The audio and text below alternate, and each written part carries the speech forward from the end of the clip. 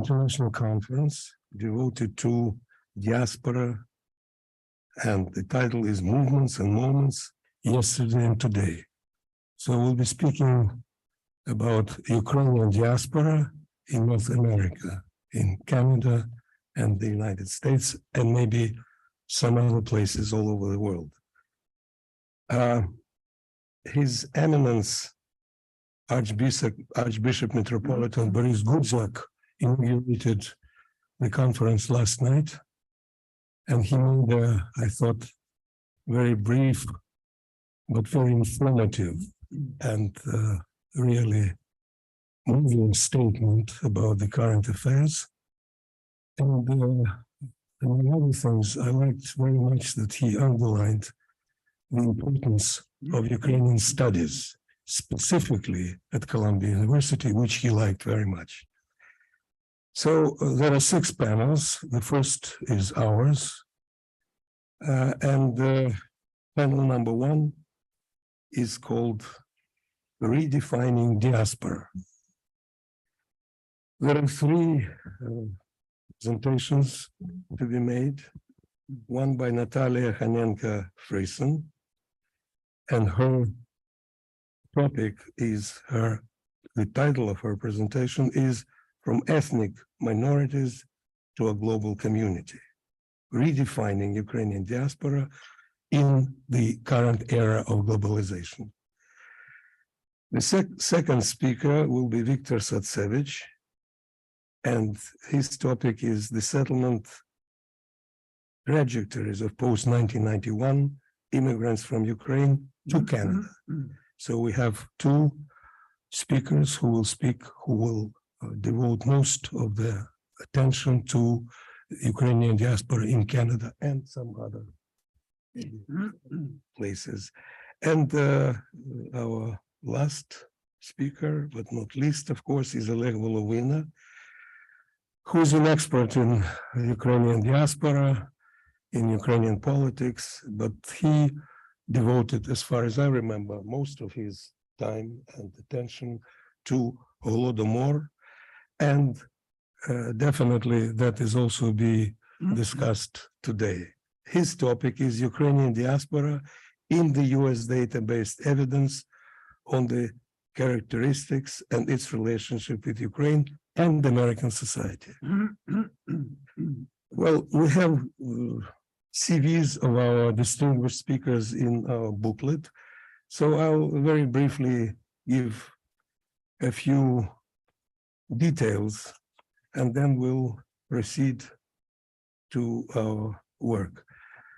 Natalia Hanenko-Friesen is the director of the Canadian Institute of Ukrainian Studies and Hotsulak Chair of Ukrainian Culture and Ethnography Department at the University of Alberta. Her research interests include Ukraine and post-socialism in Europe, diasporic identities, labor migration, and Ukrainian Canadian culture. She authored several monographs on these subjects, and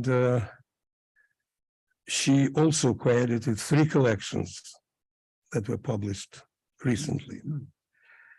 Our second speaker, I will introduce all of our speakers so that we don't lose time between the, so time is very precious right now. So our second speaker is Viktor Satsevich, a professor of sociology at McMaster University, and it's currently the Fulbright Canada Research Chair in Peace and War Studies at Northwich University, Vermont. He's the author of numerous publications. He's a scientist, he's a scholar. His book Points of Entry won the John Porter Tradition of Excellence's Book Prize from the Canadian Sociological Association. He was awarded many titles, including the Distinguished Contribution Award for the Canadian Sociological Association in 2007, and more. And last speaker on my list is Oleg Volovina, who incidentally was born in Lviv, in Ukraine, and grew up in Argentina.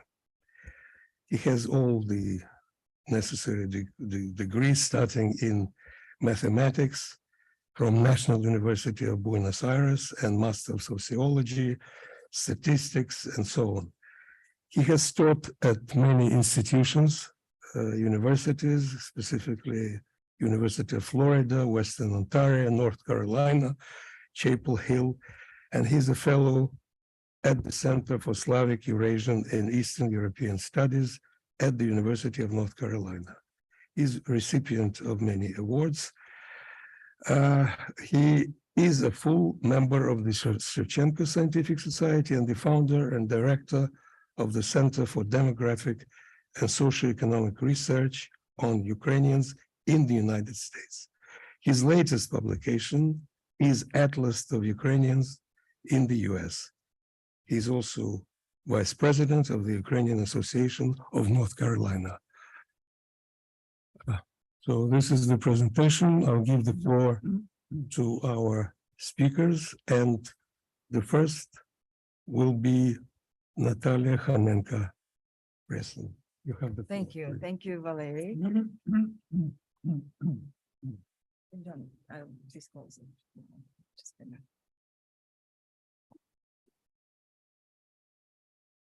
Is it this way? Good morning, everybody. Welcome to our conference, to our first panel and the first presenter. Because I'm the first and I ended up being positioned in this place, I have chosen to offer somewhat of an introductory discussion of the notion of Ukrainian diaspora, I will discuss some trends which have taken place in the scholarship of the diaspora. I will touch upon some changes which have happened in the last 20, 30 years across the globe when it comes down to the Ukrainian diaspora. And I cannot not touch upon the work we do at the Institute, contributing to the field as well. But let me start with a story. And in fact, because Father Gudzak have given us such a wonderful opening conversation for the diaspora, I actually wanted to start with two stories. As a young graduate student in 1992, I show up on the shores of Western Canadian diaspora and begin my studies. I do remember vividly my supervisor holding a talk actually addressing the topic of applicability of the term diaspora when it comes down to studying and working through the local Western Canadian Ukrainian culture. And his argument was very much against the need of using this term, the way it might work conceptually or not. And conclusion he came up with, because of the orientations, preferences, the way community operates, the way it has focused on itself in the early 90s, applying word and term diaspora to the study of it is irrelevant. Fast forward to 2021, I'm back to the University of Alberta. I'm overseeing, or I'm part of the thesis committee for a master's student in folklore studies. The particular student I'm citing has been, like myself, locked down in the pandemic. I think it's 2021 still I'm talking about, trying to figure out how to proceed with her thesis, which she was to do in Ukraine, but couldn't. That she planned to be based on, she wanted to do a field work in Ukraine. And of course, she was very much facing all kinds of dilemmas trying to accomplish all these tasks. The students, as they are creative these days and they're of that generation, she's found a fantastic solution to her research. She was interested in Ukrainian embroidery, broad enough topic, which you need to narrow down. And as a person pursuing master's in folklore studies, she needed to do field work. It's a must. It's a rite of passage for us in the field of anthropology, ethnography, and folklore. She chose to work with a very contemporary topic of PPT embroidery, personal protective masks embroideries in Ukraine. She continued doing her work in Ukraine, but she turned to online. She's built her communities of, she entered communities of practitioners. She's built relationship with them. She conducted absolutely legitimate field work, and she wrote a very fine thesis. And now she's in Indiana University as an outcome of her fine work at the University of Alberta. Her story I meant to bring up first and above all for two reasons. Not only her case is a great example of how easily it is nowadays to engage with Ukraine as a homeland for diasporic students, but also how creatively she has been using the obstacles and impediments which we all faced the last couple of years while pursuing that work. And of course, she also focused on the Ukrainian topic. So today, what I want to do, I will discuss very briefly two scholarly trends, which I have observed in the study of Ukrainian diaspora in the last 20, 30 years. Certainly consider some changes in the diaspora. We will look at the makeup of the American diaspora of recent times, but my colleagues after me will do much finer work discussing exactly that, so I won't spend much time. And as I said, I'll talk about the Institute. Last time, and I must say, actually, the first time, a comprehensive scholarly discussion of how to conceptualize the Ukrainian diaspora within the frameworks of a very established and robust field of diaspora studies was offered in 2002 by my dear colleague, Vic Zetsevich. This brings me back to a topic of diaspora studies as a field altogether. It is indeed a very vibrant academic discipline of its own, which have come of age somewhere in the late 80s, early 90s, and throughout the 90s, developed its framework, offered us all kinds of conceptual tools to work and analyze diasporic communities around the world. So by 2000s, key concepts that characterize the field evolved. Scholars of Ukrainian studies also got attracted to this discourse, hence Victor's book, Ukrainian Diaspora, which we all know, of course, right, in this particular audience, if not absolutely a must read. Thus, new theoretical debates in the field of diaspora studies, in the humanities and social sciences, met Ukrainian studies. And Vic's book was then the great starting point for this discourse. It came out at Routledge, reputable publication, had attracted numerous reviews, and it's been very successful read in many courses outside of Ukrainian studies as well.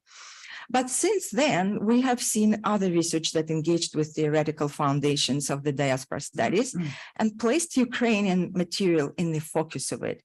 And I'll turn to that in a second.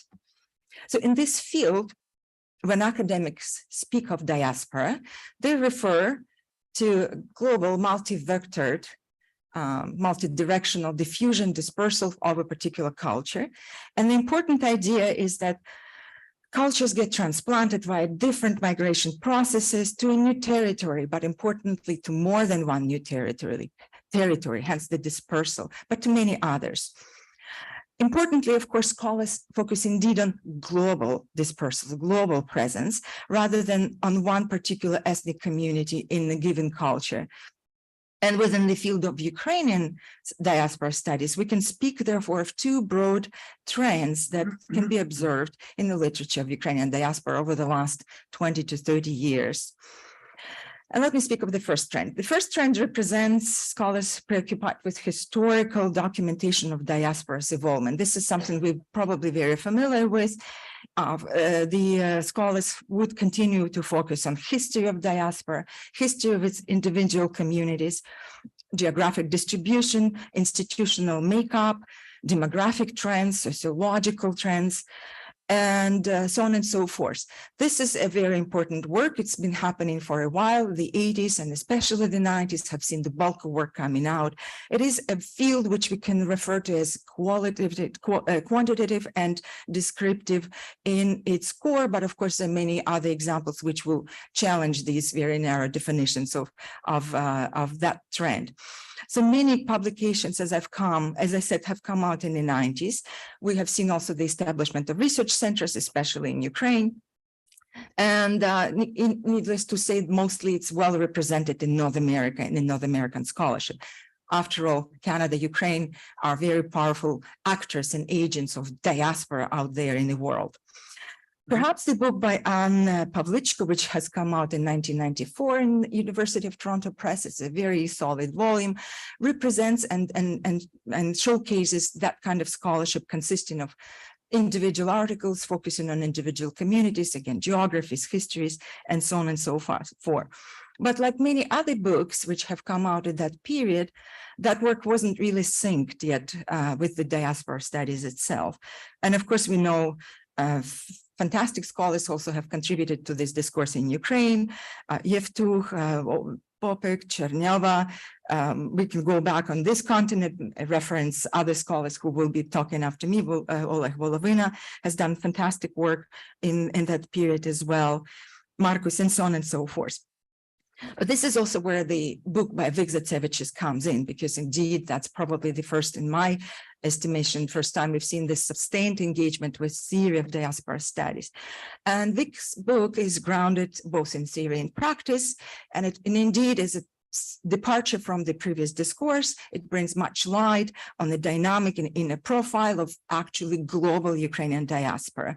Vic engages with all various conceptual terms and categories, and looks at, for example, at institutional completeness, ethnic self-organization, the role social networks play in the work, media, and so on and so forth. It's a very, very foundational book for our discipline these days. In 2000s, it will go through the next period. We have seen other work coming out. And again, Dr. Volovina, Dr. Isaev in Canada would come onto the stage again with more research, focusing on nowadays and post-1991 arrivals to the countries of ours. Usually we refer to this as a fourth wave. In Canada, I'm very hesitant to use this term of the fourth wave, because if I would, or if we would, we then exclude arrivees from other countries from where we've seen Ukrainian immigration coming and Ukrainian diasporic spaces emerging. We've seen immigrations coming from former Yugoslavia, from Poland, for example, before 1991. Anyways, the post-1991 immigration is received some good attention on the American continent. Well, this kind of work has been underway. Other pursuits of diaspora emerged as well. And that brings me to the discussion of the second trend. The second and the latest trend in the study of Ukrainian diaspora focuses on diaspora homeland engagement and interaction. So we see the change from diaspora per se to the engagement with Ukraine, with homeland. And it does focus less on history and more on current trends, current affairs, on here and now, and interactions between the two. It is possible to label this trend as interactional. And perhaps I can so unabashedly claim it does begin with the books I have published, or work I have done, and in which I have focused first, before focusing on interactions, on the distance which had emerged over the course of 20th century between the two cultures, the cultural distance, the ritual symbolic distance, and disagreements between the two, and the ways throughout the 20th century, the two communities of diaspora and homeland were attempting to bridge the gaps which have emerged over the course of that particular century. And we know why, because Ukraine was not really accessible as much as other homelands were accessible to other diaspora countries. So in a way, this book, 2015, Ukrainian Otherlands, could be seen also a homage to the past diasporic condition, when the homeland was not available to diaspora. And but eventually, very quickly, the trend moved on away from discussing the discongruences, but the differences between the two, and focused on the interactions. Later, under the pressure of geopolitical, as well as demographic, social, and political ruptures in Ukraine, we have seen that trend shifting indeed towards diasporic, and focusing now towards diasporic engagement with Ukraine. We've heard Father Gudzak speaking of diaspora activism, and that's indeed the main focus of that bulk of work which have come out in 2000s, especially after 2010 and on. Growing diasporic activism, civic engagement, transnational connections, diaspora's contributions to various aspects of Ukrainian society, government, economy, and so on and so forth, were the primary topics of conversation for these scholars within this trend. Scholars are interested in such questions in this trend as diaspora mobilization in times of crisis and diasporic support in Ukraine. That would be the two major directions. Academic of diaspora, of course, play an active role also in these very engagements, and we are very much both witnessing and participating in that work right now on the Columbia University campus, as members and participants of that, presenters and participants of this event today. Both public and private current discursive fields were also very of importance to scholars engaged in this trend. So some have focused on evaluating these dimensions via media analysis, discourse analysis, interview, participant observation, all kinds of field work as methods were involved and brought into this, hands-on explorations and of engagement and disengagement between diaspora and homeland recently. So it's a very vibrant field represented by social scientists quite throughout. So in addition to offering further historical accounts to how diaspora spaces operated in the past, this trend is characterized by strong presence of social scientists with focus on diasporic engagement of here and now. I'll bring up a few very intriguing titles. My colleague Ivan Skozachenko, who's I think currently at Oxford, originally from Kharkiv, is fully engaged in this work. One of his articles is Transformed versus Contested that digital spaces, social media, or diasporic cells. Milana Nikolka is another known name in the field. She is particularly interested in Canadian-Ukrainian discourses. She herself goes directly for the label diaspora instead of calling Canadian Ukrainians a community. For example, political narratives of victimization amongst Canadian-Ukrainian diaspora. It's a piece of 2016. Alina Mokrishina comes up with her articles, Classical Diasporas, Transnational or Hybrid, the Case of Ukrainian-Canadian Congress, and so on and so forth. Additionally, we have seen work coming out in Ukraine, and in Ukraine, scholars are very much interested in seeing what is the impact of diasporic involvement on the social, cultural, political, economic, and other processes in Ukraine. Diaspora in the development environmental movement in Ukraine of late 1980s, for example, one would be an example. Recently, the Polytechnical Institute of Diaspora has conducted an interesting survey, now focusing on the perception of diaspora in Ukraine, обізнаність мешканців України про діаспору та ставлення до неї, and so on and so forth. There's a lot of interesting work being done. So the two trends are represented also, interestingly enough, by two distinct cohorts of scholars. First trend is supported by the work of diaspora-born scholars, or especially North American researchers, and again, we're here to observe and participate in this work ourselves. They were born, we were born into diasporic of ethnic communities, and thus they have very intimate, hands-on, first-hand experience of these communities. But the second trend, and that's where I think it becomes more interesting, is also represented by the diasporic scholars, but by the newer generation, the so-called forced waivers would be amongst them. Those scholars I have cited are indeed representatives of this wave, scholars in Ukraine, but also importantly, something we need to be aware of so-called cosmopolitan scholars who spend a lot of time living and working elsewhere outside of Ukraine, but not necessarily see themselves as diasporic members, but do have and gain profound experience or, important experience observing and participating in local communities of numerous countries where they will be picking up fellowship and scholarships from year to year. And these are also interesting contexts, but also perspectives that they bring into the field. Scholars who are engaging within the framework of diaspora studies specifically tend to come from the social sciences. And I have already, I think, mentioned that. Diaspora after 1991, what has changed and how things have evolved? It is worth mentioning, though, that not only the collapse of the USSR, of course, brought about transformative changes into how diasporas have been organized, but ultimately the global, larger developments, larger geopolitical and global processes altogether have affected that. If I go back to the founder or father of the diaspora studies, Robin Cohen, who I would cite his work of 2008, where he was envisioning how diasporas would be evolving as a result of these very important global processes he was listing. And they're the following. A world global economy would continue to redevelop. As I say, it will continue affecting and redeveloping conceptually, fundamentally, the diasporas as well.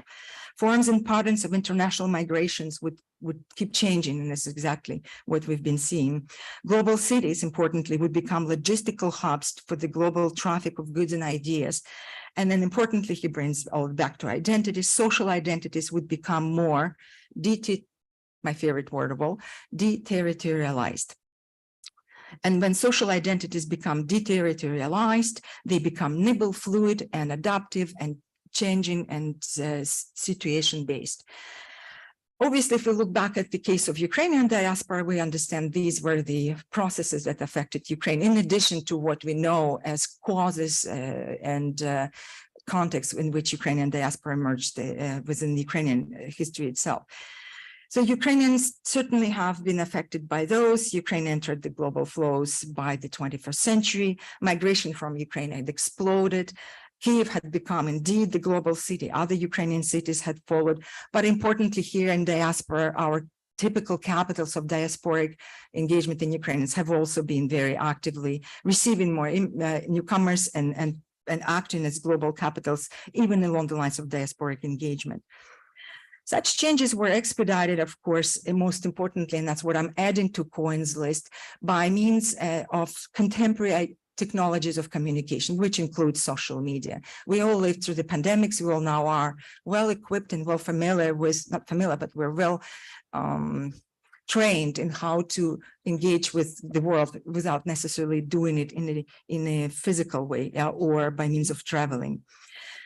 So if we are to turn to some qualitative changes in the diasporic Ukrainian space that took place over the last 30 years, we could say and bring up a few ideas back into conversation as well. Again, Father Gudziak was referencing the powerful, the return movement, and in his comments, he was pointing out how not very numeric it was. But if you consider the quality of that movement and the expats community which emerged in Ukraine, we will recognize the important impact that small but very powerful community or movement rather brought onto Ukraine. We have seen lots of effects, many effects, right, taking place. Sorry, we have seen much of it affecting all kinds of spaces of Ukrainian society and domains of Ukrainian societies, politics, economies, education, and so on and forth, coming out of that movement. New labor diasporas began to emerge. The director of the Demographic Institute of Ukraine had recently cited a number that between 1991 and 2018, 6.5 million Ukrainians have left Ukraine and have never come back.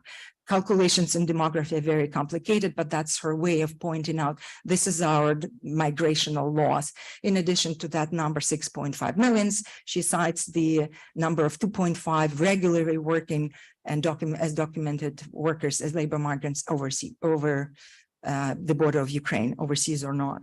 These are staggering numbers. And obviously they are a great reminder of what remittances have become to Ukraine and what they have meant to diaspora as well. Ukrainian migrants have been amongst the largest investors into Ukraine. And again, in 2018, they have brought about 18 billion American dollars into the economy, and that had constituted 8% of GDP of Ukraine. This is amazing investment. This is 2018, and we know numbers are more or less steady, but they are climbing up as we go. These monetary flows, obviously, we know them here in the diaspora. We're so accustomed to these monetary flows being one way, but Ukraine has come around. And if you are a scholar now placed in the West or outside of Ukraine, you do have an opportunity to apply for Ukrainian-based scholarships. For example, Ukrainian Institute of Kyiv hosts grants specifically for scholars outside of Ukraine. So if you're interested in that, please check their website so you'll be able to apply for some. So though it is a very small reversed monetary movement, so to speak, it's emblematic of changes which have been happening as well. But importantly, the pivotal moments in Ukraine's history informed new forms of diasporic self-mobilization. And each time as major geopolitical event or shift takes place, be it 2004, 2014, now we are in 2022, we have seen the next round of diasporic self-mobilization yet again to the next level. I will cite my colleague Ivan Kozachenko, who had discussed that particular development in the context of Ukrainian diaspora, but in relationship to Euromaidan. And focusing on Euromaidan and diasporic engagement, Ivan Kozachenko rightly observes that Ukrainian diasporic community have displaced a rise in civic nationalism. And that's the sense of belonging to the homeland as political entity. And again, if you look back on what we were like here in diaspora before, the sense of belonging would typically be, well, practiced, maybe not expressed, but practiced along the lines of culture for the duration of 20th century, not to discard all kinds of other political mobilization developments which have taken place. And I think, Oля, you will be talking about some later on as well. So this rise of civic nationalism and this sense of belonging along the political lines is very important for this contemporary diaspora. And importantly, yet again, I'm coming back to that point that media and social media in particular have become a foreground, have come to a foreground and become key technologies of communications, assisting us and helping us to advance at light speed level with all our engagements with Ukraine, and especially after 2022.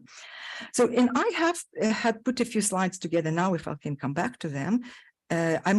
We've spent a few minutes, not much really, on discussing North American makeup of the North American land when it comes down to the Ukrainian studies. And I'm very curious whether my colleagues have looked into or have cited or know that work very well. In 2016, we have had a Ukrainian diaspora investment study coming up hosted by USAID. And there were interesting observations made in this study, and I'm citing some of those here. But obviously, before we'll go there, let us remind of, I guess we were reminded by Father Gudzak again of the numbers. About 1.4 million Canadians claim Ukrainian ancestry as of today. I've heard different numbers concerning the Americans, but the statistics, which is all I am citing, is close to 1 million of Ukrainian Americans here in this country. These are very important large numbers, which are shifting and changing because of the not only post-1991 migration, which was very steady, unfolding in slow, as if it's a slow tide, but steadily. In Canada, we had received after 1991 close to 70,000 of documented immigrants. It doesn't cover all the numbers, and Vic will be talking about that particular study. We were engaged later. But after 2022, say, if I'll cite briefly Canadian case, we have received under the special visa authorization, Canada-Ukraine authorization, PUAET visa, as we cited, we have received already 628,000 applications, 312,000 have been approved, and as of October 16, 105,000 of Ukrainians have arrived to Canada since March 2022. So those are the numbers which will be changing the layout of our land for sure. But coming back to this Ukrainian diaspora investment studies of 2016, here's the first slide, demonstrates as the concentration of population density of Ukrainian Canadian communities. I'm from Alberta right now. I'm very proud to see that Alberta is the reddest of all them all, along with Ontario, but that does, of course, translate qualitatively into all kinds of interesting operations and projects that Ukrainians nowadays maintain across the borders with Ukraine. In overall, that particular study in 2016 have argued to have identified 467 Ukrainian diaspora organizations. This is something they've been working with. They've done they did their due diligence. They've claimed to research and explore the field of Ukrainian organizations thoroughly, and that's their number. And they also are showing the distribution of those organizations. Ukrainian Canadian presence in Alberta, again, is quite profound, but others are shown here specifically as well. We are to focus on in the states, for example, of course, beyond Alberta and Ontario in Canada, New York, Illinois, California, and Pennsylvania also amongst the leaders when it comes down to possessing the substantial number of Ukrainian diaspora organizations. And North American mobilization is diasporic mobilization is not limited to the grassroots communities, to community organizations, church organizations, and the support which have been given directly to Ukraine after 2014, and now after 22, when it comes down to assisting Ukraine with its fight against Russian neo-colonial expansion onto its territory. We academics have been actively involved in mobilizing Ukrainian discourses around the world. My Ukrainian slides, I hope we understand Ukrainian here, points out to an Ngram, a lovely tool, those of you probably know if you want to see and research a little bit, sort of get this broad view of what the scholarship might have looked like in a particular period of time. You can insert certain code words and seek titles and books published in ways in the English. So this Ngram viewer allows us to access English language publications which had contained the word Ukrainian Canadian studies. For example, again in Canada, we do have a very established and solid field of Ukrainian Canadian studies. You can see how active is this discourse throughout different periods of time. And the Institute was founded in 1976, so that's where it begins, obviously. But of course, there are some other publications preceding that. If we are to continue looking at other fields of study, Ukrainian language, and in this particular case, I'm citing Ukrainian language in Canada, this is the red line. You see that also a lot of discussion has taken place over a period of time. And it compares in this case to the Ukrainian Canadian studies. You can play with those lovely Ngrams out there. But interestingly, and that's what we will hear, I guess, later in this session, we in the West, from early on, have been behind enabling and putting out there and mobilizing that particular field of study, the Holodomor studies. Those are the search results. If you type the word Ukrainian famine first, you see, of course, we've operated with this terminology for a while and with new discourses and new accents on this study later on in 2000s, the term Holodomor peaks. And you can see how around the world in English field of publications, the field itself is now flourishing. In the Canadian Institute of Ukrainian Studies, we are actively engaged currently, for example, in 78 projects. Half of them are international, collaborating with Ukraine and other partners. But I wanted also to come back to this topic of monetary flows. We are supporting Ukraine in very large dollar amounts, but also in large number of funds. This is roughly gives you an idea how we have been awarding those grants, and that's statistics from the last academic year overall. If we are to look specifically how we help Ukraine and how we support scholarship in Ukraine, this is the breakdown of our applications. The largest recipient of our awards is Ukraine. Canada is following, then Poland, Great Britain, United States have picked up over the number of years. And this is the graph I've attempted to cover over the largest span of times, so-called 20 years I hope to cover. And interestingly, in Ukraine itself, we have been supporting scholars located in these particular communities over the course of time. Somehow this table does contain sustained pattern, right? We have seen Kyiv being a leader, Lviv being a leader, although of course Lviv is now seem to be dominating that, but we have Kharkiv featured prominently in our partners and amongst our partners and our supporters as well. When it comes down to, again, supporting, mobilizing and enabling scholarship, we continue to apparently support history studies more than others. Historically, traditionally, this particular graph on the right-hand side gives you the dynamics as well from year of 2017 to the year of 2021. That's the pattern and the focus on history, specifically 20th century history.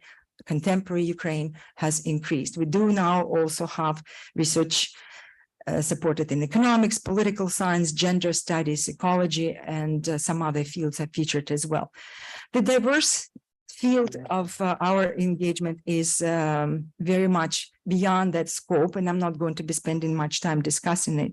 But we also have, coming back to the diaspora studies, yes, thank you. We also have very recently made a special contribution to the field. Right now here, this particular publication is coming out in the journal Ukraina Moderna. It's titled Ukrainians Abroad from Immigration to Diaspora. It's a special issue focusing exactly on diaspora studies. And I'll just put it in a room if you'd like to flip through it. This is the special preprint, which we have put out just right now. Well, thank you very much. And I will wrap it up at this point. Ladies and gentlemen, as we have agreed, the Q&A session will start immediately after the speakers have presented their reports. But when we have a specific question and ask it right now, I give the floor to a second speaker.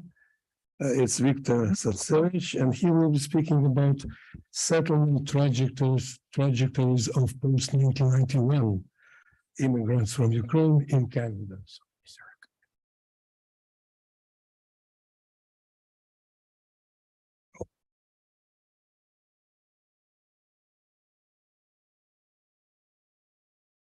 So thank you to the Harriman Institute for inviting me to participate in this conference today. It's a real honor and privilege. Thanks also, Natalia, for your really quite masterful overview of the field of Ukrainian diaspora studies. I think that was really super impressive and very fulsome. Thanks also for the kind words about my book, which I wrote 20 years ago and which I haven't really reread until recently. And you know what? Some parts aren't that bad. So anyway, it's kind of interesting. So in the brief amount of time I have today, I want to touch on three kind of interrelated issues. And actually the first two issues, Natalia also touched on, so I'll try and be briefer on those. So first, I want to spend a little bit of time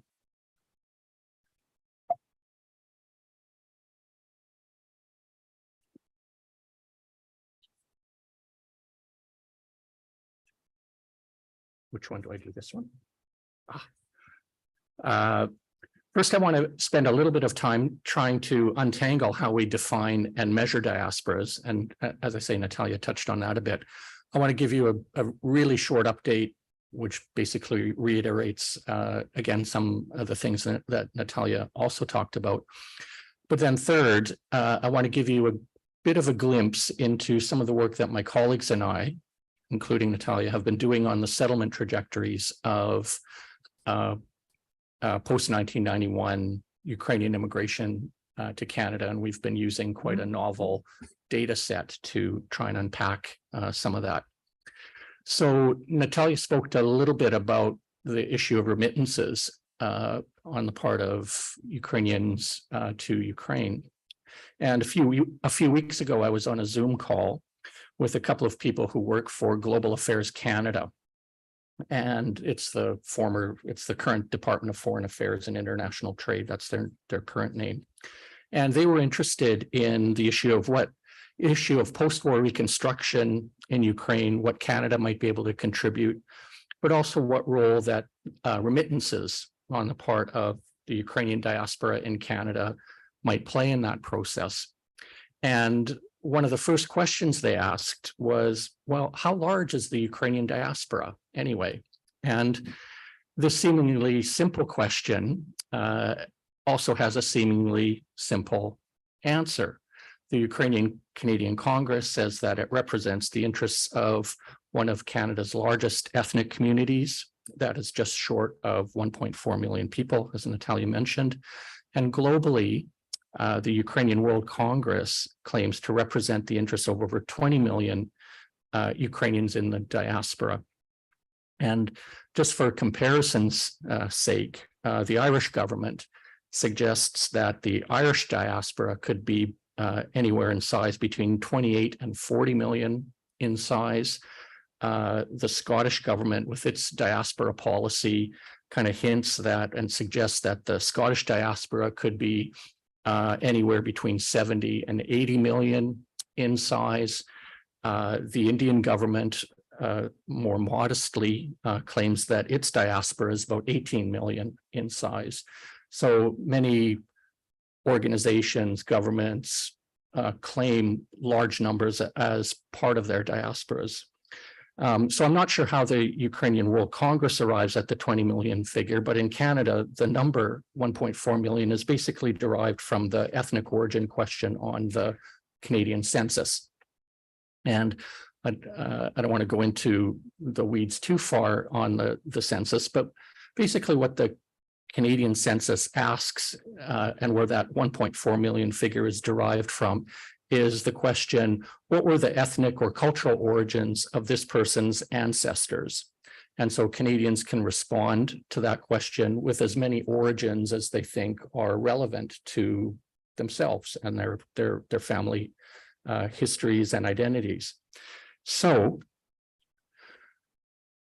when we try and untangle and unpack that 1.4 million figure, and these are numbers from 2016, the 2021 figures are just coming out now, I think. When we try and untangle that 1.4 million figure, the answer to the question becomes a little bit more complicated. About one half of that 1.4 million figure includes individuals who report Ukrainian along with two or more other origins. So they'll say their ancestors are Ukrainian plus British plus German plus Czech or whatever, right? So there's multiple origins. Another 20% report, or another 29% report Ukrainian plus one other origin, so Ukrainian plus Canadian, which interestingly enough, for those of you that don't know, in the US, Canadian is now an ethnic category. Go figure. And then 20% report a single origin, so that they report that their only origin is Ukrainian. The other interesting dimension to this question is the generational status. The Ukrainian diaspora obviously has a long history of migration to Canada and the US since the late 19th century. So it's 5-6 generations old. And so this slide, I won't go through the details, but basically almost 74% of people who report Ukrainian as their origin, either a single origin or multiple origin, are third generation or more in Canada. 17% are second generation, about 9% are first generation, right? So I think the two things that kind of jump out when we think about the Ukrainian community in Canada is that it's relatively diverse in terms of the identity and ancestries of the community. So they're Ukrainian, but they're also other identities. And it's a relatively old or established community in generational terms, right? The vast majority are, again, third generation or more. So what the census question doesn't ask is how important ethnic or cultural origins are to individuals, whether one origin is more important to them than another, and whether their origins have any impact on their daily lives. And so as a social scientist, this of course raises the question of whether those who respond with Ukrainian as one or more of their ancestors who've lived in Canada for 3, 4, 5 generations make Ukrainians in Canada a community or a diaspora in a socio-political sense. So as far as I can tell, Ukrainian Canadians do not constitute a voting bloc in Canadian politics, although I think it would be fair to say that the third wave, the post-war displaced persons wave, certainly tended to lean conservatively. We really don't know how important Ukrainian identity is to those who report Ukrainian ancestry over the course of the generations, how they uphold Ukrainian cultural traditions, whether they participate in Ukrainian organizations, what they think about Ukraine and the war in Ukraine. We do have data on language use, and about 2% of people, 2% of Canadians report that they use Ukrainian most often at home. So 2% is still significant. And I think these questions are not only relevant to defining the parameters of the Ukrainian community in Canada or diaspora, but I think every community faces those questions, including the Irish and Scottish have these hugely inflated numbers. What does that actually mean? But I think it also raises the larger issue of how we understand diasporas conceptually and how we draw kind of boundaries around the concept. In other words, diasporas may begin because of emigration or the rearranging of state borders, but where do they end? Is everyone ever and always a part of a diaspora? And I don't want to go too far into the weeds of the theoretical and conceptual debates in the field of diaspora studies right now.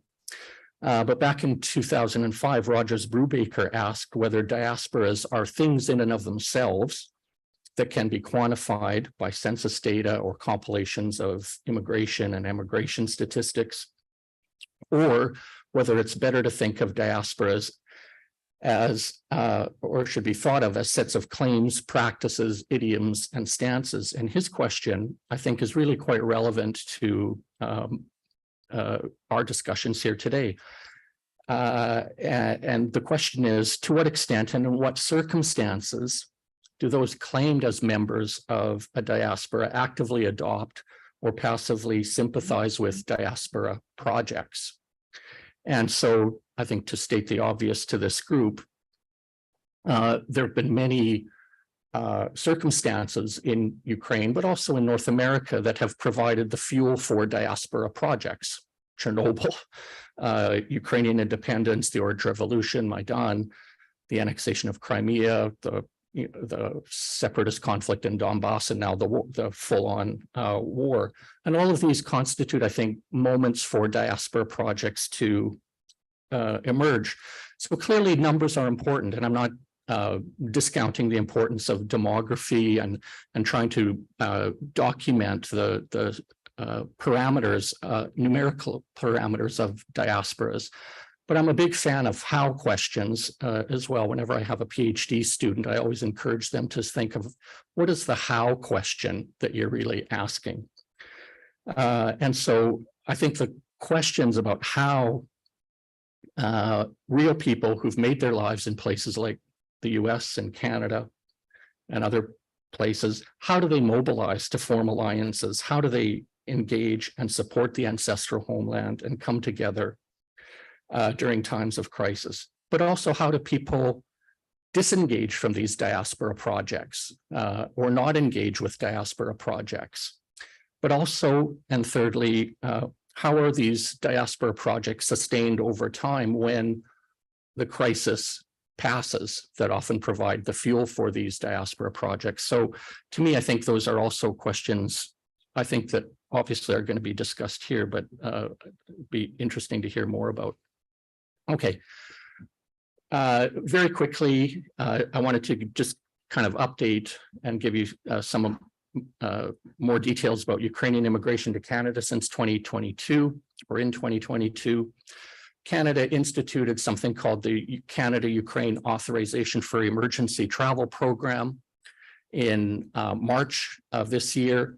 And basically, it's kind of equivalent to US temporary protective status. So it basically this program basically provides Ukrainians with who apply with temporary entry permits, and they provide work permits, so they're allowed to work or study, and they also are able to access certain immigrant settlement supports in terms of housing and so on, but they're not defined as refugees, and there's a deliberate reason, I think, why Canada didn't define them as refugees, and we can talk about that later. And these are just some of the numbers that Natalia mentioned. So as of October 26th, Canada received 645,000 applications from Ukrainians for this status. Interestingly enough, when I first put together these this slide, I looked at the numbers on October 11th. And on October 11th, Canada received 614,000. So in the course of 2 weeks, 30,000 more people applied for that status. And in terms of the applications approved, 30,000 applications were actually approved in that 2-week period. One of the other sides of my life is I study the immigration department and how it works and how it makes decisions. And the fact that they approve and process 30,000 applications in 2 weeks is actually quite remarkable, given what I know about the Canadian immigration bureaucracy.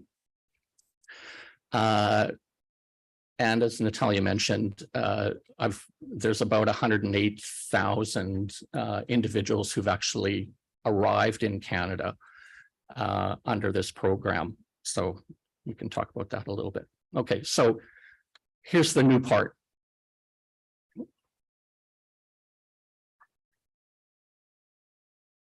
So very quickly.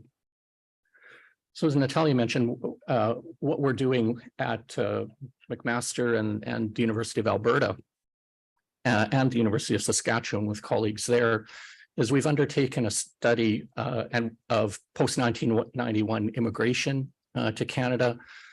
We undertook this study. We started this study before 2 years ago. So before, obviously, the current iteration of the war began. And one of the sources of data that we're using, and I'm only going to talk about this particular one, one of the sources of data that we're using is something called the Longitudinal Immigrant Database. And this is a database that, as far as I can tell, has never been used to study Ukrainian immigration to Canada, but it's been used by other scholars to study many other immigrant groups and many other immigrant categories in Canada. And basically what it does, it's super fascinating. It's a database that links the administrative records that the immigration department collects when individuals apply to Canada as permanent residents or as temporary residents. When you fill out your application, you provide all kinds of information in terms of your age, your education, your occupation, whatever, right? And it matches those records with their subsequent tax returns after they've lived in Canada and earned income in Canada. So what we can do, so basically, it provides this complicated, this sophisticated matching of landing records, the data in landing records with their tax records, so you can trace their kind of economic trajectories in quite a detailed way. So in terms of the kinds of data included on the immigration side, there's data on the immigration category people were admitted under, their date, their intended occupation, their knowledge of official language is in Canada, the country of birth, intended place of residence, and so on. And in terms of the tax data, we have data on employment income, social assistance income, self-employment income, and again, a range of other data related to individual tax records. Just for your information, because accessing tax records is kind of sensitive in Canada as elsewhere, accessing this database is actually quite an interesting process. So you need to apply. So there are 30 or so Statistics Canada data centers scattered across various universities in the country. So University of Alberta has one, McMaster, U of T, other places. So you apply to Statistics Canada through the data center with the project that you have in mind. They review that application. They kind of determine whether it makes sense for you to access that data. And then the researchers have to undergo a criminal record check, fingerprinted. These data centers are super secure. You can't bring any paper into the rooms. You can't take notes. All of the data has to be vetted for privacy concerns and so on. So it's actually a really interesting process. Anyway, we can talk about that a little bit too. Okay, 2 minutes. Very quickly, Natalia mentioned So between 1992 and 2019, about 69,000 immigrants have come from Ukraine to Canada. That's quick. We've looked at the immigration categories that immigrants come under. The vast majority are economic class immigrants, but you can see two kind of moments where refugees are the number of refugees jumps. One is 2004 to 2007, and obviously 2016. I think we all probably know why that might be the case. Generally, more women than men migrate from Ukraine to Canada. So that's the data on that. I'm going to skip over these very quickly. The language abilities of immigrants from Ukraine to Canada have been constantly increasing. The English and French language abilities, you can see for the first three cohorts from 1992 to 1995, about 54 to 63% of immigrants did not know either French or English, so their English and French language skills were not great. But with the 2016-2019 cohort, that proportion drops to about 25%, and so the English and French language skills are constantly increasing. We also have data on mother tongue of Ukrainian immigrants to Canada, and you can see that between 1992 and 2001, about half of the immigrants reported Ukrainian as their mother tongue, another half reported Russian, and that over the course of the years, more and more immigrants report Ukrainian as a mother tongue rather than Russian. And finally, I'll be done in 2 minutes, actually 1 minute. Let's follow the money just for a sec. So how do immigrants from Ukraine do economically? So what we've done is we've looked at, and this is just one slice of it, what we've looked at is the average incomes of immigrants between 25 and 64 who arrived between 1992 and 1991, and what happens to their incomes over their first 20 years in Canada. So how do they do over the course of the long term? So you can see from the slides, Ukrainians do quite a bit better than all other immigrants in Canada. So Ukrainian women earn about $10,000 after 20 years, earn about $10,000 more than all other immigrant women in the same age category. The two interesting outliers, and so Ukrainian immigrants also tend to, the earnings of Ukrainian immigrants tend to parallel those of other immigrants from other former Soviet countries as well. So the lines are almost indistinguishable. But the two interesting outliers to me are Romanian immigrants who do spectacularly well in Canada for some reason, but also Polish immigrants, on the other hand, who do considerably less well than other immigrants from Central and Eastern Europe. And it's kind of the same pattern for men that I don't need to reproduce. So basically, Ukrainian men and women are doing pretty well compared to other immigrants. They're not doing as well compared to Romanians. Again, who knows why? That's something to investigate. And Poles, for some reason, are also on the lower end, which is also interesting. I'll stop there. Thank you. Thank you very much. Now we have Oleg Volovina, and he'll speak about Ukrainian diaspora in the US and its relationship with Ukraine and the American society.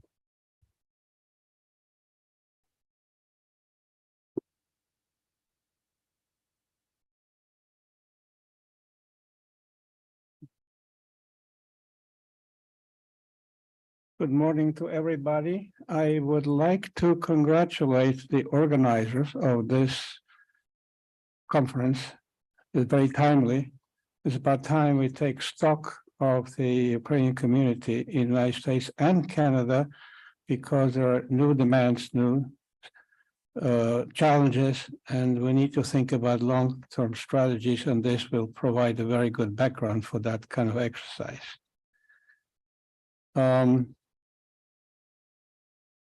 The Demographic Center at the Shevchenko Scientific Society in New York put together a very comprehensive database on Ukrainians in the United States, and when they use some of this data to address concepts like identity, ancestry, who is a Ukrainian in the United States and in Ukraine, fourth wave, and finally talk about Ukrainian Jews in the fourth wave in the United States. So, but first, let's define the fourth waves. We divide migration to the United States in four waves. First one, late 19th, early 20th century. Second wave, post-independence wars. Third wave, post-World War II. And then the fourth wave that started in 1988 in the United States until recently. Now we're talking probably about the fifth wave. So first, I'm going to address the first migration wave. The Bureau of the Census guarantees the privacy of your data that you cannot get at the data of one person. But after 72 years, the census data is open to the public.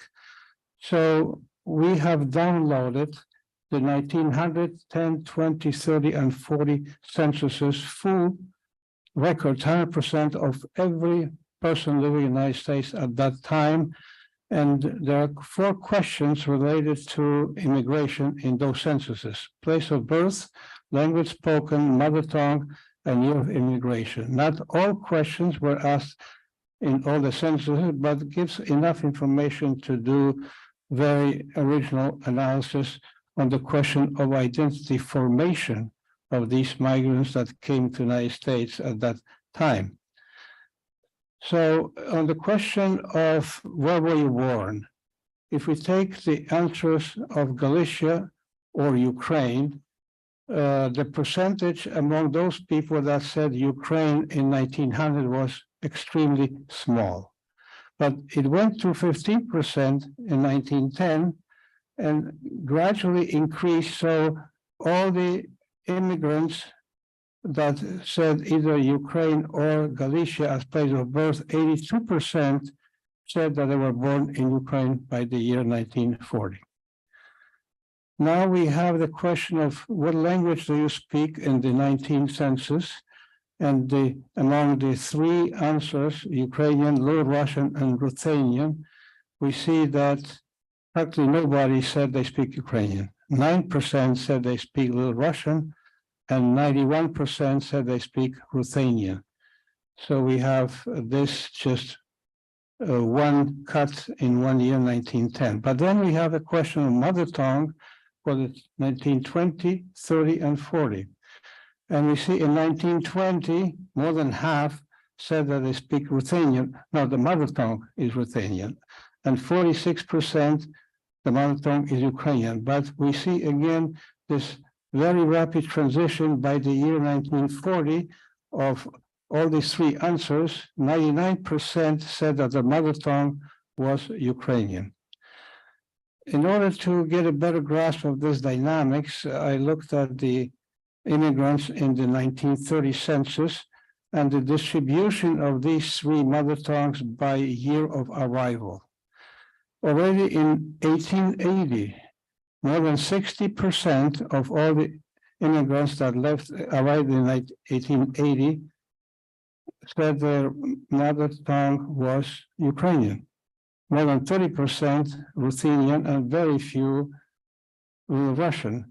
But as the cohorts progressed, the proportion of migrants that said their mother tongue is Ruthenian declines drastically, and the percent of mother tongue Ukrainian goes way up to more than 80%. So these are unique data that became available recently that allow us to really zero in on this process of identity formation about these early migrants.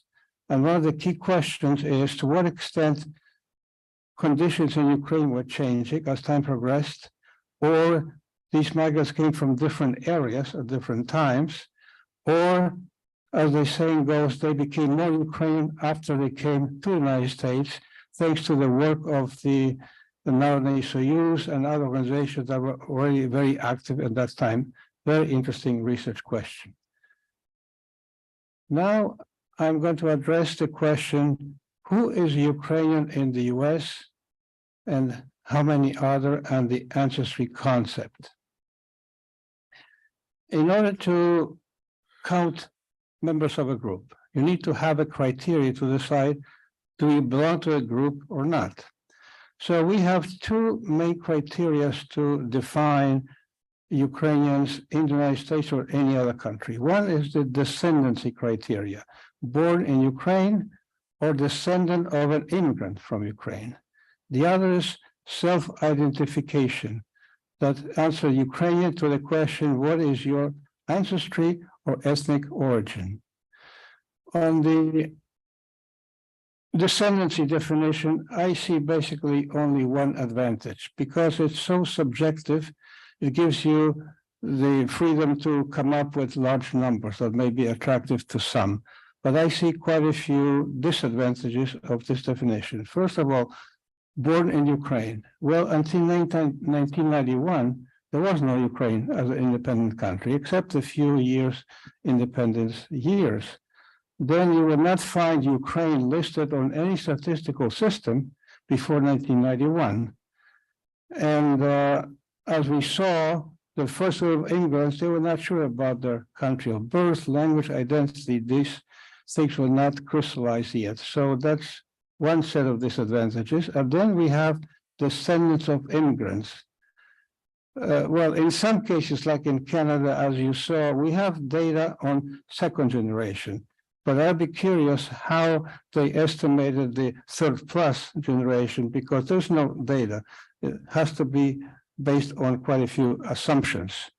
And then, so there is no hard data once you go beyond a certain generation in terms of descendant of immigrants. And then you have the assimilation process.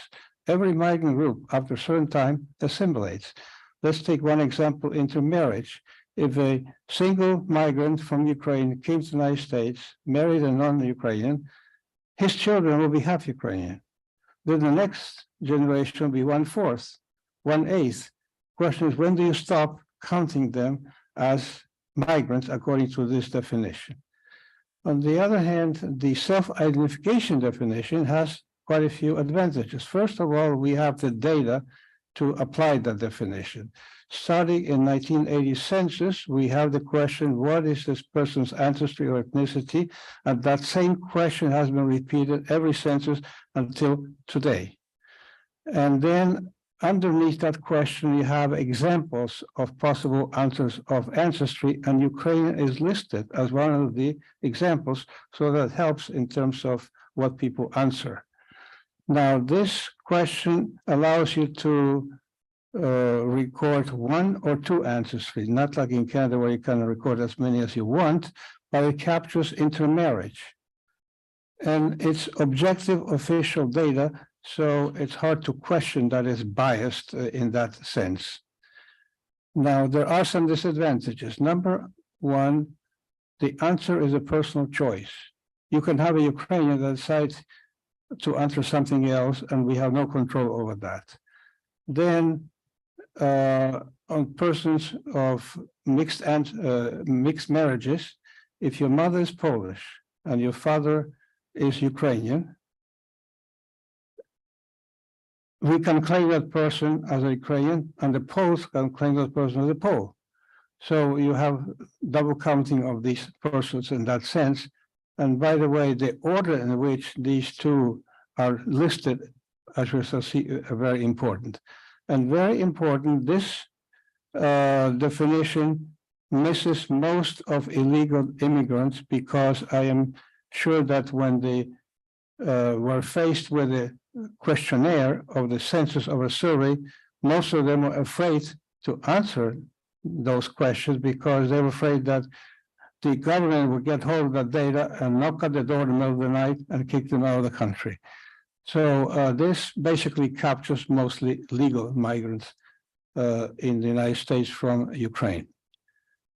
I also would like to define what I mean as fourth wave immigrants from Ukraine to the United States.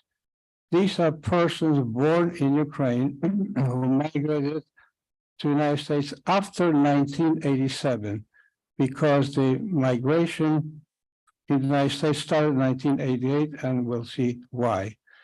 Two important caveats. We only take the criteria born in Ukraine and migrated after a certain year. It's not necessary that they declare themselves of Ukrainian ancestry. Number two, we exclude all the migrants born in other countries that came to the United States during that same period. For example, I was surprised that the second largest migration stream of Ukrainians to the United States is from Canada. Now, here is the number of fourth wave migrants on a yearly basis. As I said, it started in 1988, and we see that it started with a big bang. For the first about 10 years or so, it fluctuated between 18 and more than 20,000 migrants per year. Then went down drastically to a minimum in 2013, and then we see an uptick between 2014 and 16. And practically all of these migrants were accepted as refugees to the United States. I'm pretty sure these are people that flew from Ukraine due to the 2014 invasion by Russia at that time. And this is one example how American statistics can give us some idea about some events in Ukraine and the consequences of these events. Now, a brief overview of the whole community of Ukrainians. In 1980, we had, according to this definition, 747,000.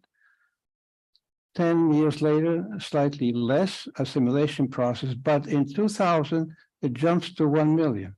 And then it increases gradually to 1,128,000 by the year 2018. Well, the last year we have good data. Now, why the jump to 1 million? 22% of that 1 million is the fourth wave. And then it went to 27 and 28%. So out of the 1,128,000, almost 30% are fourth wave immigrants in the United States. This has caused a huge impact in the whole community. When we look at Ukrainian speakers, we see that in 1980, 70% were Ukrainian speakers, went down to 14% 10 years later, language assimilation process. Then it slightly decreased to 13% in 2000, and then went up to 15, and 16%. So the fourth wave stopped the language assimilation process and actually somewhat increased it to a certain degree, but that will not last long. When we introduced the Russian speakers, we see that in 1980 and 90, only 2% of all Ukrainians were Russian speakers, but that jumps to 21% in the year 2000 and stays constant all this time. So as of now, or 2018, we have many more Russian speakers than Ukrainian speakers among all Ukrainians in the United States, and this is one of the consequences of the fourth wave migration to the United States. Now, the definition of Ukraine in the United States allows us to define the variable ancestry. Single persons that declared only Ukrainian ancestry, they make up 44%, much higher than in the case of Canada. The ones that declared first ancestry, 18%, and the ones that declared second Ukrainian ancestry, 26%. So here we see that many more descendants of mixed marriages put Ukraine in second place than in the first place. And I have added a fourth category called none, 11%. These are people that did not declare Ukrainian as an ancestry or did not declare any ancestry, left the question open, and were born in Ukraine or speak Ukrainian. In other words, I put the thesis that although they were not consider themselves Ukrainian by self-representation, but because they were born in Ukraine, migrated to the United States, they should be considered Ukrainians in the United States. And if we look at the dynamics of this variable for the fourth wave, we see that about 60+% said that they're Ukrainian, single ancestry, period. But there is 1/3, about around 30%, that belong to the non-category. And who are these people? First of all, there are about 128,000 of them. Most of them did not answer the question of ancestry, 62%, but 24% said ancestry Russian. Practically nobody declared second ancestry, and 65% of them speak Russian, 19% speak English, and 10% speak Ukrainian. So we have about 13,000 that did not declare Ukrainian ancestry, but speak Ukrainian. And now a quick lesson on the history of the fourth wave. How did it happen? The United States had a trade agreement with the Soviet Union, and when it was debated in Congress in 1974, Congressmen Jackson and Vanik introduced an amendment. The amendment said, take away most favored nation status to countries' government that do not allow the citizens to emigrate from the country. This was targeted to the Soviet Union initially, and the main beneficiaries were mostly Jews that had problems leaving the Soviet Union, and some evangelicals. The Soviet government decided that the economic cost was too high, and they agreed to that, so that they allowed these two religious groups, Jews and evangelicals, to start migrating to the Soviet Union. In the early years, didn't have much of an effect until Gorbachev came in 1985, and starting in 1988, there was a massive immigration from Ukraine, as we saw, but they're mostly Jews and some evangelicals. All the other nationalities, Ukrainian and others, were not able to immigrate until after Ukraine's independence. And we have the data to prove that. When I was in Kyiv years ago, at Держкомстат, the statistical office, we're talking about Ukrainians in the United States, immigration, and this woman pulls out a drawer, takes out a sheet of paper and says, we register all the legal immigrants from Ukraine by country of destination.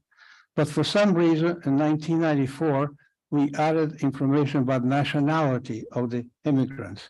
And that went on until 2001, and we stopped it. It was never published, never part of the system. And he said, here's the data if you're interested. This original data that shows, number one, even in 1994, more than half of all the legal immigrants from Ukraine to the US were Jewish, and only 27 of Ukrainian nationality. But the proportion of Jews started declining drastically, while the proportion of Ukrainians by nationality started increasing very fast. And between 97 and 98, at least more than half of all the legal immigrants became of Ukrainian nationality. And here's the data. In 1994, out of 17,000 total, 9,000 were Jewish. But we have data from previous years, 13,093, 16,092, and we have evidence that previous years, probably most of the immigrants starting in 1989 were Jewish, and most of them were Russian speakers. And because of such a large number in the early, that accounts to a great degree why we have so many Russian speakers in the fourth wave in the United States. And so I pose myself the exercise, how many of the all fourth wave immigrants were Jewish, and how many of them declared Ukrainian as their ancestry once they came to the United States? So I will not bother with the technicalities, but basically I arrived that out of all the Jewish immigrants from the United States in the fourth wave, about 20,000 of them declared Ukrainian as their ancestry when they're asked in the 2000 census. So here we have two interesting things for discussion. Do we consider immigrants from Ukraine as Ukrainians in the United States, although they did not declare Ukrainian ancestry? And here we have an example of a Jewish minority in Ukraine that quite a few of them consider themselves Ukrainian when you ask them, what is your ancestry? Thank you very much. Thank you very much. Ladies and gentlemen, so we have finished the first session. Now we can go on to Q&A. And let me remind you that we have only 30 minutes, so try to limit your presentation, questioning. So we open up, please. Who wants to put questions to our speakers?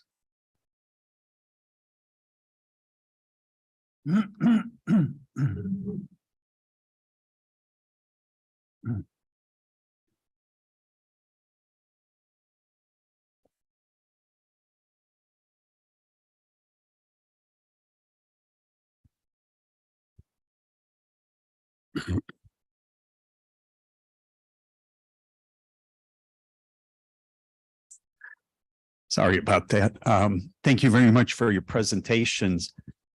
Just touching upon your last point, Professor Volovin, I wonder if there's any kind of statistics. You said you went from back to 2010 and looking at Jewish immigrants who declared Ukrainian as their ancestry.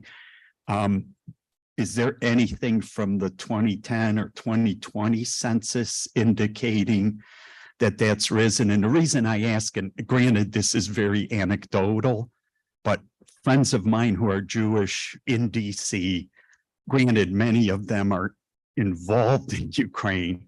They now increasingly identify themselves as Ukrainian Americans. So I don't know, do you have any indication of that? Well, I stopped at 2000 because after that year, the number of Jewish immigrants in Ukraine was quite small, very depleted. So I didn't go that far, but I'd be happy to look into it to see how many we can find in 2010 or 15 or 18, which is latest data we have. I can share that with you. No problem.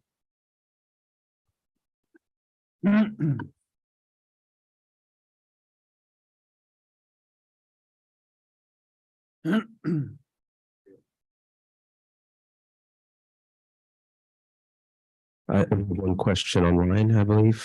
Yes. Frank Sisson, so he's with us. He couldn't fly out of Toronto, but for much of the 20th century, one spoke of the emigration, and Ukrainians, in contrast to many communities in North America, was marked as political. To agree, the second wave and especially the third wave, and directed towards liberation of the homeland. How does this place Ukrainians in the studies? And has this tradition shaped the diaspora community to prepare for mobilization during the current election? So I think it's open to anyone.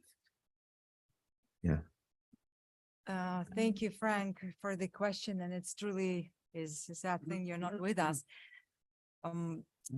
I'll start with the last part of your question, whether the political mobilization of the diasporic Ukrainians, especially in North America, prepared the new generation of activists. I think it's hard to see a very direct line or engagement between the two because of that generational difference. Not only generational difference accounts now for the differences how Ukrainians engage, but also the technologies of engagement. Even if you remember 2004, which was still the time when we were in fact reflecting in diaspora studies on the role of cell phones in the college revolutions, not only in diaspora studies, but on the role of cell phone culture in the mobilization in Eastern Europe when it comes down to color revolutions, was a large topic in diasporic studies or in anthropology studies. And then, of course, if you fast forward to 2014 and now 2022, and everything in between as well. So new technologies have literally transformed the way we've engaged. So I see a legacy which has been very important, and there's definitely relationship along the lines of legacy and history, but there are different generational agents on the ground. And ultimately, the political mobilization of Ukrainian diaspora in the 20th century is exactly what makes it unique in comparison to so many other diasporic cultures. It's made the diaspora, it's created it as an active community. It led it to self-identification as such, and it does drastically differ from any other, well, from many other communities in Canada or the United States, for that matter, which have been evolving in parallel to the Ukrainian diaspora.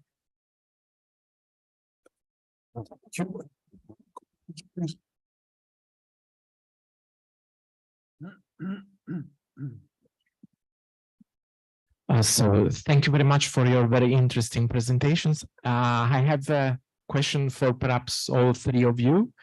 And this is about a point that was touched by many of you, but you didn't really discuss, and perhaps because it is really difficult, at least from my point of view, it's going to be difficult to answer to this. And my question is about when you stop being a Ukrainian migrant, when you stop being a member of the Ukrainian diaspora, are there ways to study that are based on, like, I mean, studying the ethnic belonging of these people? Or are you studying that from the point of view of statistics?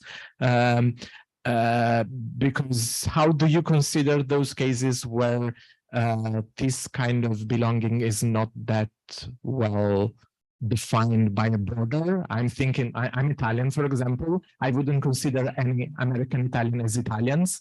But of course, perhaps some of them are consider themselves as being Italian. So how are you addressing these questions when you are trying to define what diaspora is and what their members are? Thank you. Well, maybe I'll start. So Natalia mentioned the book I wrote 20 years ago, and the first chapter was trying to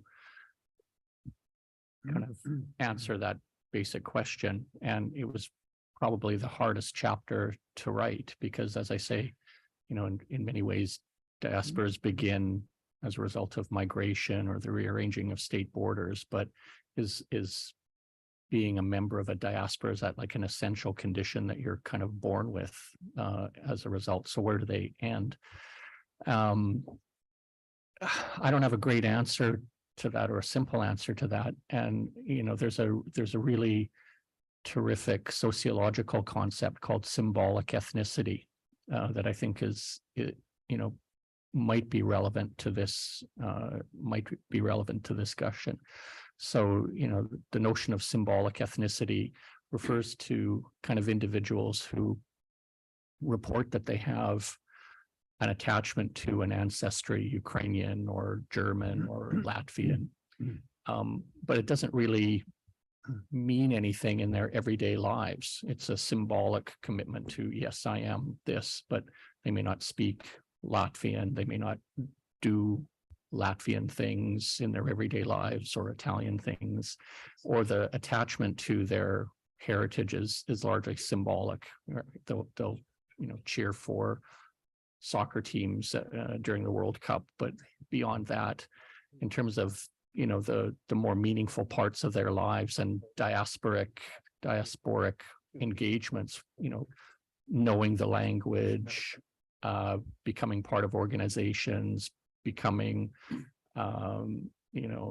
active members of a community, that's more challenging. So there's no easy way of measuring that as far as I can tell, like who are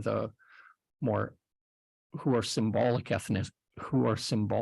ethnics or symbolic members of the diaspora versus the engaged members of the diaspora. And I think for me, that's kind of the critical question, or one of the critical questions that I don't know if any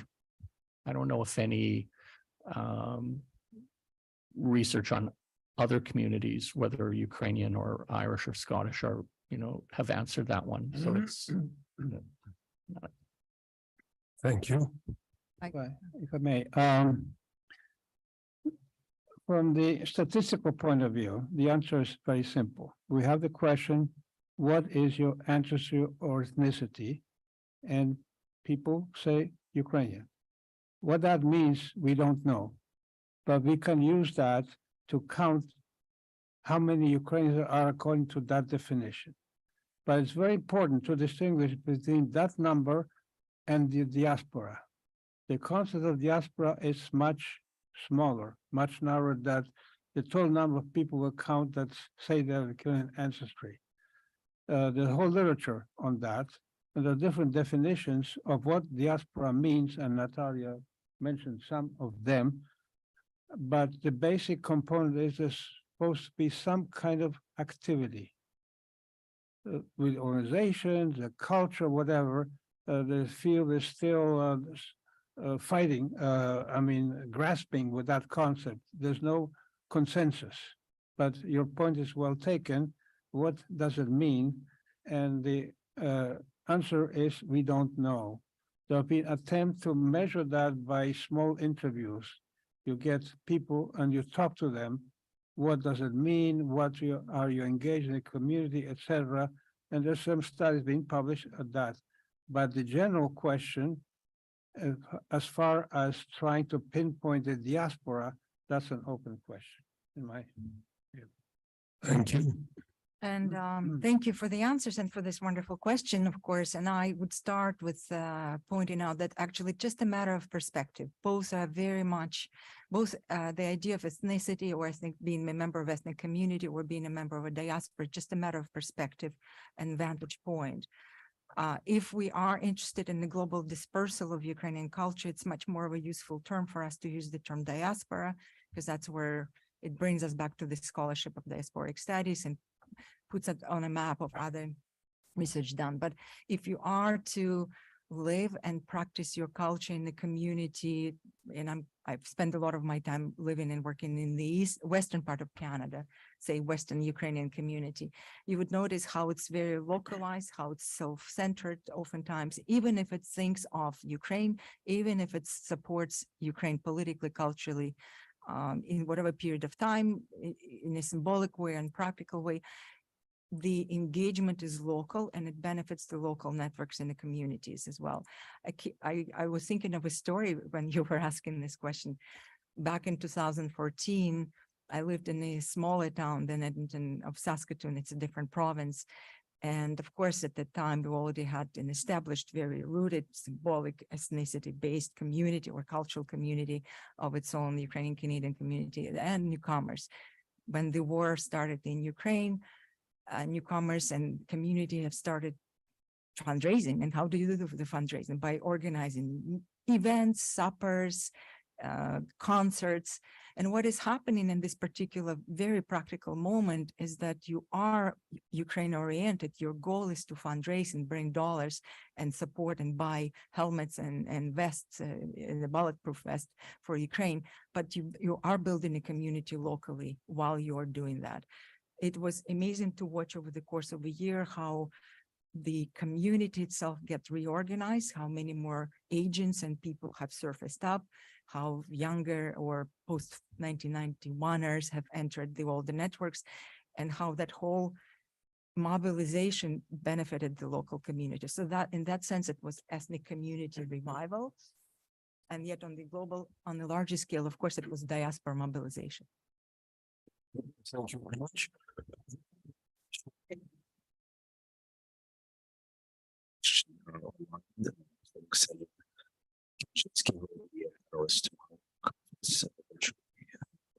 Question for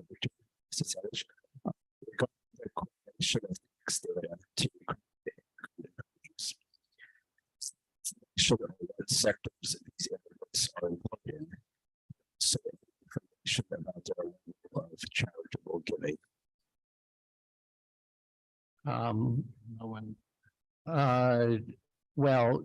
No to the second question about charitable giving. I'm not sure. So I have a colleague who, and Natalia mentioned some of the numbers, but I have a colleague who does study remittances in more detail. And I think we can, not through that particular database, but there is additional data on remittances, but not necessarily charitable giving. And the first part of the question was, is there data on occupation? Yeah, so unfortunately, it's kind of an oddity of the database. So we have data in the immigration side of the database on the intended occupation of individuals. So what occupation they intend to pursue in Canada, as well as their education, the degrees they have, and so on. So there's intended education on the immigration side of the database, but on the Revenue Canada side of the database, I believe there's only data on industry of employment, which is different from occupation. So we can have, broad picture of whether they're employed in, I think, the tech industry or whatever, but we don't know what occupations they're pursuing within those industries or transportation. So it's, again, I don't want to get too far into the minutia there, but so industry data is available through the Revenue Canada side of it, but not occupation, and intended occupation is available through the immigration side. So we can sort of see where they plan to kind of pursue their futures. Thank you.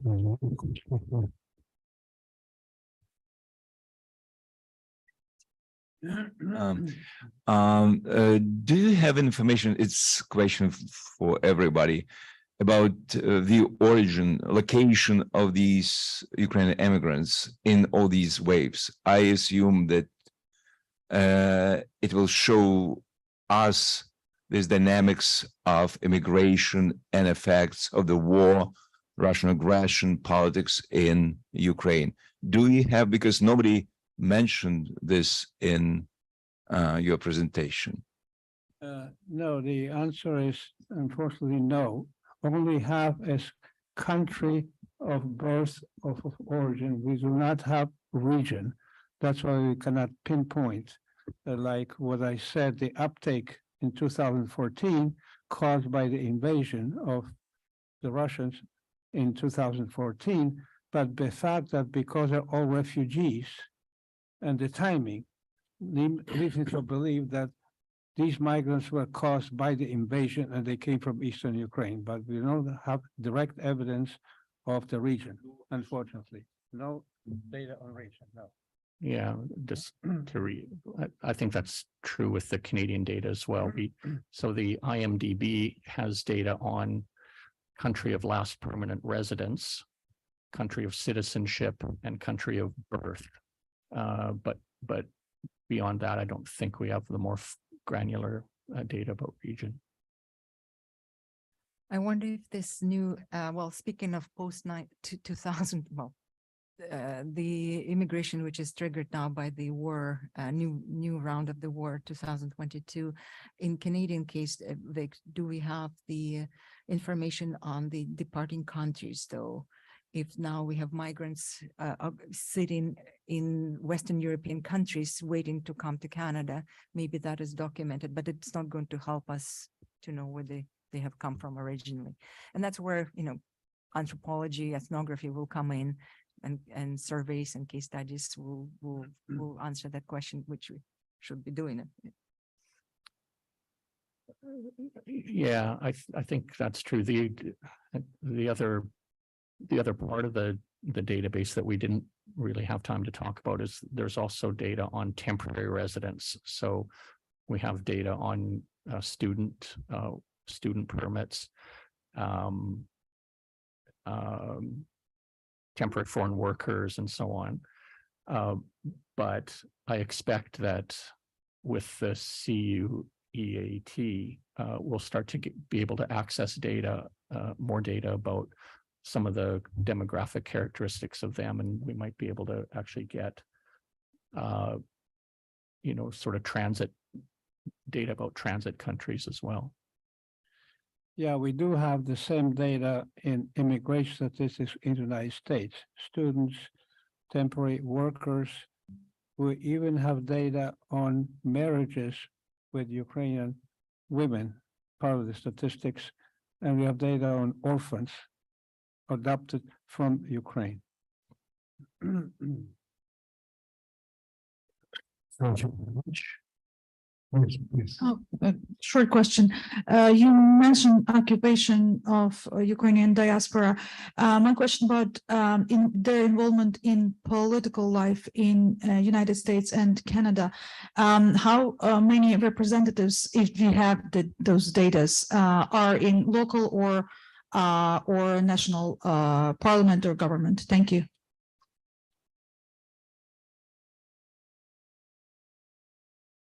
In the United States, we do have data on local and federal government. So that's available, and very detailed occupation data.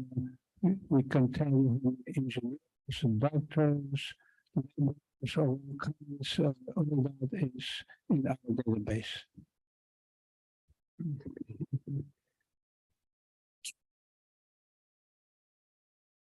Any more questions?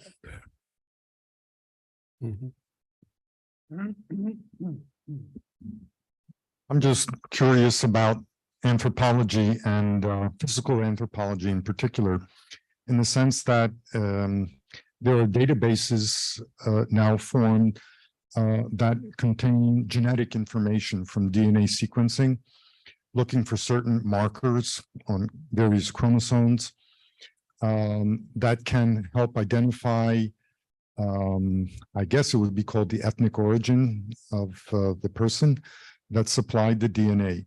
So my question is, in the sense that this may be a very gross, rough approach to a lot of the questions about the composition of the diaspora and who's Ukrainian, but are there any efforts going in that direction? And what is the perspective of tapping into that database? I'm familiar with one research proposal that Dr. Volovina was sort of involved in, and it was looking at the effect of the Holodomor on the second, third generations with respect to various pathologies like diabetes, I believe, which would have to be done either through diagnostic means on the spot or by genetic means. So I'm just wondering whether anyone's looking in that direction. It's a very great question. Thank you for asking that. We have such a field of studies as genealogical studies, and people are nowadays so actively pursuing the composition of their DNAs in order to understand their belonging.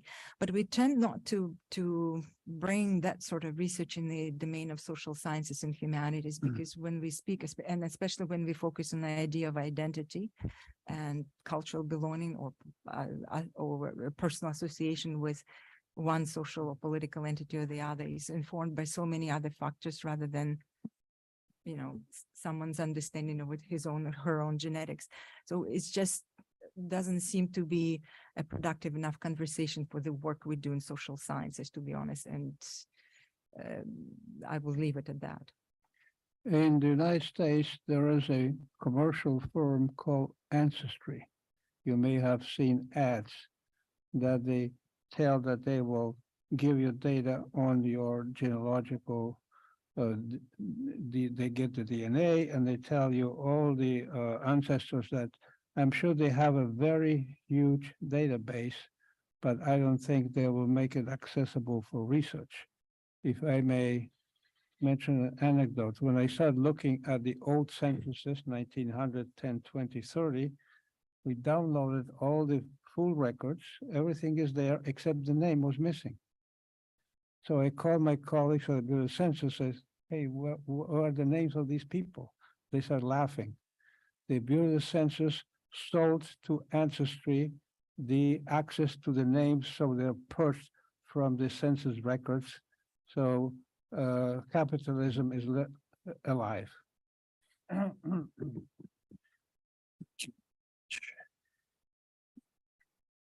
Ladies and gentlemen, do you have any questions on that stage?